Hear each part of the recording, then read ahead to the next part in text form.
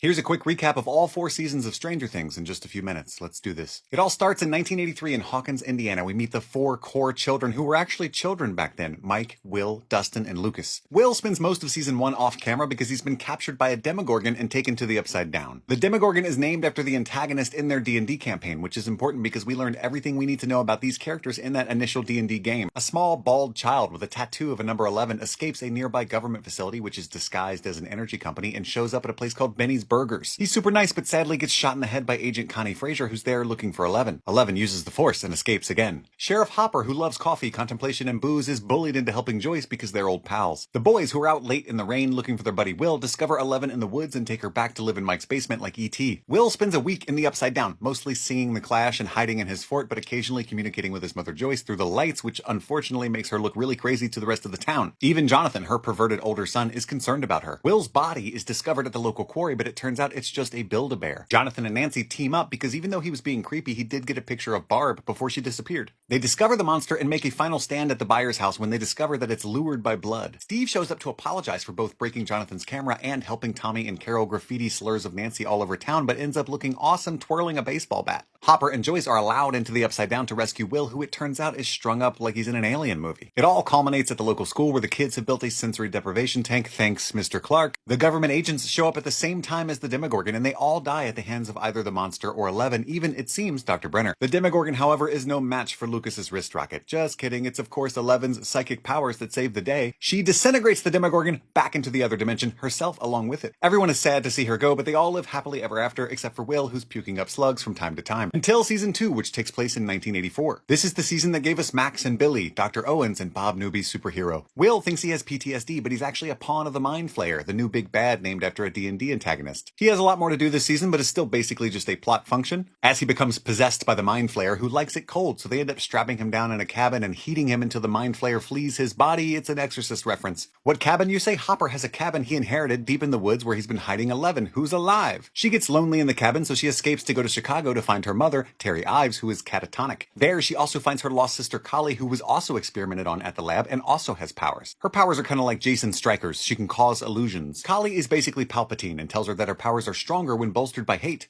Do it. Good. Kali wants to go around assassinating everybody who's ever worked at the lab, but 11 leaves her because her friends are in trouble. Nancy's still really bummed about Barb because everything's bullshit, so she and Jonathan enlist the help of investigative journalist Murray Bauman to expose the lab and their plot, and they also hook up. Poor Steve. It turns out that those slugs that Will has been puking up are baby Demogorgons, which Dustin finds and befriends. He names one Dart, and he feeds it 3 Musketeers bars because he respects nougat. The babies grow up into Demo dogs and kill almost everyone at the lab, including, most importantly, Bob Newby. It's very sad. The season culminates again at the Byers house, where 11 shows up in the nick of time with her new look, and it's bitchin'. Hopper and 11 make a stand together at the lab to close the gate, and they succeed. The end is wonderful. 11 is allowed out to attend the snowball with Mike. Lucas and Max get together, and Dustin gets to dance with Nancy with this cool new hairdo he got from his best friend Steve. But the Mind Flayer is watching the snowball from the Upside Down, all bummed that he wasn't invited. Season 3 takes place in 1985. It turns out that the piece of the Mind Flayer that fled Will's body is still loose in the world. Also, the Russians have built a base under the new Starcourt Mall, and they're opening another gate. Dustin returns from camp saying that he has a new girlfriend named Susie, and he built a big radio tower to talk to her. Steve is working at Scoops Ahoy with new character Robin. Lucas's sister Erica also becomes a big character this season. After all, you can't spell America without Erica. Dustin, Steve, Robin, and Erica infiltrate the Russian base after cracking the code and discover the gate. Mike and Lucas are mostly just concerned about having girlfriends, which makes Will sad because he just wants to play D&D. 11 and Max become friends. Hopper struggles both with 11 having a boyfriend and Joyce not reciprocating his feelings. Joyce is hung up on the fact that the magnets in town are no longer working. She thinks this is a problem, and she is right. They uncover the Russian plot, which involves the mayor, and capture Alexei, who's really cool, but he gets shot while having a good time at the fair,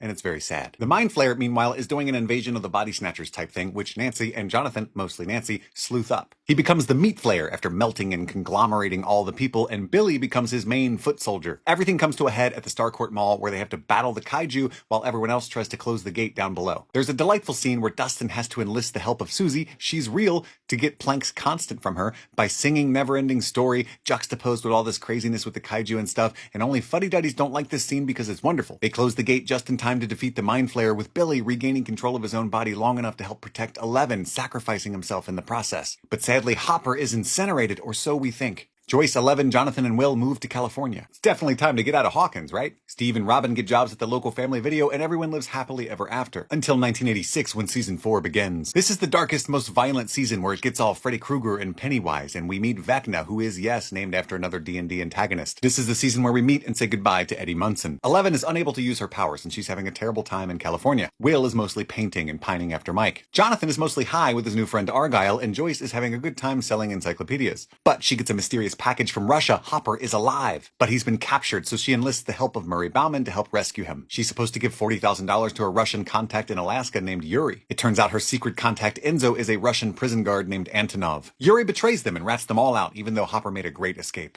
It also turns out that the Russian prison has demogorgons and a piece of the Mind Flayer and all kinds of goodies. In Hawkins, meanwhile, the mysterious Vecna is picking victims based on trauma to levitate and decimate. If he kills 4 people, he'll open Hawkins as a giant gate to the Upside Down and rule the world. Max is the 4th victim. Oh no, but she's able to defeat Vecna with the power of Kate Bush. Lucas is on the basketball team and gets caught up in the posse to hunt down Eddie because everybody thinks he killed Chrissy because of satanic panic. But Eddie's actually awesome and plays master of puppets to distract Vecna's demo bats so everybody can save the day, and he sacrifices himself in the process. Nancy, of course, is the sleuth once again and finds out the whole backstory of Victor Creel. It turns out that Vecna is actually his son, Henry Creel, aka 1, Dr. Brenner's first magical test subject. It turns out that everything that we've seen of Eleven at the lab up to this point has just been Eleven relearning how to use her powers. She's the one that banished 1 to the Upside Down and created everything that we've been seeing, essentially. It remains to be seen whether Vecna is actually the boss down there or whether he answers to a higher power that we haven't met yet. The gang all go down to the Upside Down to try and defeat Vecna. It's an awesome plan with many moving parts that are very clever, but it only kind of works. Eleven tries to help remotely. She had to go to Dr. Brenner to relearn how to use her powers a second time using the Nina. Dr. Brenner dies protecting her as best he could from a separate faction of the government, but he's still a terrible person. They end up building her another sensory deprivation tank so she can help fight Vecna remotely Inception style. Max is blinded with all of her limbs snapped and she's put into a coma while acting as Vecna bait, but she technically survives. Vecna himself is ultimately wounded but alive. Hopper is successfully broken out of prison and brought back to Hawkins, but when he gets there, it's an apocalypse. It's been decimated by the kind of sort of opening of the gate. Season ends with all of them standing in a field together, looking at the carnage of Hawkins, preparing for battle. I had to skip a ton of tiny details and some big ones, like the love triangle that's still going on between Steve, Jonathan, and Nancy, but this should jog enough of your memories to be ready to watch season 5, which starts in just a few days. I hope this helps.